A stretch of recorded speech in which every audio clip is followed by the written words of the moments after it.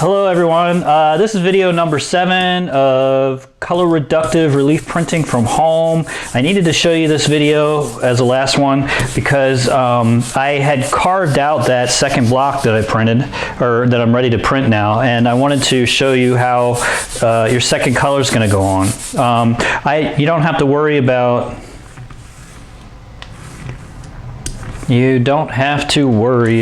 the registration. And that's most importantly what I'm showing you. All right, so this speedball ink, it's all right, you know, it's not the best, and you'll know that from using it, that you'll find that, well, my students will anyway, that oil-based inks, pure oil-based inks are much better. They lay down a nicer, smoother consistency. This one's got some chunks in it. Okay, I'm just going to ink this up real quick here. You can see the image where I carved out. And so every place that I carved out on the block so far is the places that I'm going to keep the white that I printed. All right, and this is 2 days later. My prints are nice and dry and ready for another color. All righty, you can see there's some flecks in there. Don't worry about them. So here we go. Let's stack this on the registration block here.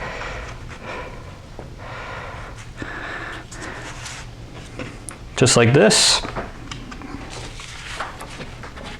Lay my print down.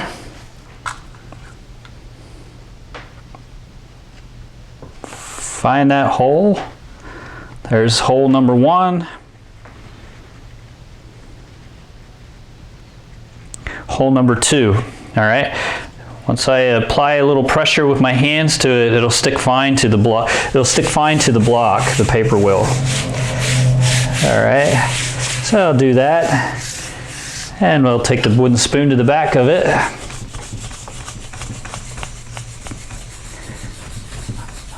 Doing tight little circular motions all the way across the image.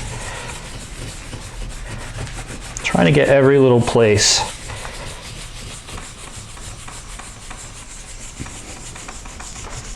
I am applying pressure, as much pressure as I can. Again, you have to apply a little more pressure if you're using the if you are using the Reeves lightweight paper. You have to apply a little more pressure, and if you're using the Japanese paper is even thinner, and it doesn't necessarily take as much pressure as the Reeves does to print. Feel my United States in there.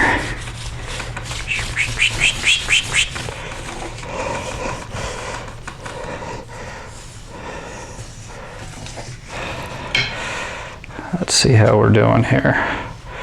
Check it. See, my registration is perfect.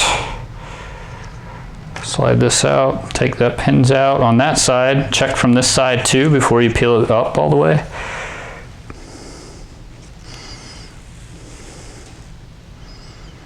A little off. Oh, I see my block slipped a little bit. Uh-oh. Oh, that's embarrassing. All right. So my registration's off slightly because my block slipped from the registration block. It wasn't pushed all the way over, but you can see the image so far. All right, this is layer number 2 on this. Of course, I'm going to print these ones out even if the registration isn't perfect, because when through the printing process and I get the registration right on the next color and the color after that, it'll just make the print look really nice anyway. It'll cover up some of your mistakes. That's the point of color reductive too, in a sense. There's layers that happen within the print, and you can see this is layer number 3 actually on the print. Number 2, layer number 2 when it's referenced to color reductive. Okay, all off the same block. And what I'll do is, after printing the addition of these, I'm going to go back in and carve more out of the block. Every place I want to keep the yellow, which particularly is in the beak of my eagle, perhaps, and maybe a little bit in the skull before I go on to my next color. All right, that's it. Thank you for tuning in. I'll see you next time. Did you hit start yet? Oh, hello there, everyone. So now I'm on color number 4 in this color reductive printing process here, and I had already inked this up. I wanted to show you something else about this that I started doing differently. As you can see, the block is getting reduced. All right, and I'm somewhere in a mid-tone range right now, color-wise. Slide it up here on the registration system.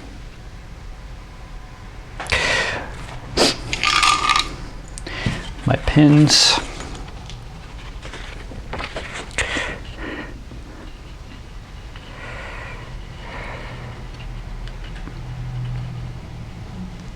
Right here. And there. All right, this is what I'm doing differently now. I'm going to press this down on here, apply some even pressure throughout with my hand. It's stuck well now to the paper, so I'm taking my registration pins off of there. I'm also lifting it up and carefully laying it over here on the table, away from the registration block. Okay, to do my spoon rubbing. All right, the reason I'm doing that is because I cut down really deeply on the edges, and I kind of wanted the edges to print a little bit. And having it in the registration block here, I can't really reach down on the close edge that's along the registration here, along the edge. Yeah, if that makes any sense. So I move it away from the registration block after I stick it to it. And apply pressure over the entire back surface of it. And then I double check it. Really closely look at it. I inspect the edge lines particularly, and if I see any of them that are not printed that well, I'll go back over that little area and apply pressure on it. That looks good on that side. Let's check this side out. Looking pretty good. How about the United States? Yep, that's printing just the way I want it to. So here's the proof on that. All right, so that's color number 4. I didn't give you a number of how many colors you needed to do for layers, but you can see you can get really elaborate with this. I can take it even further each time I carve away at the block to keep this last color. All right, thank you. See ya.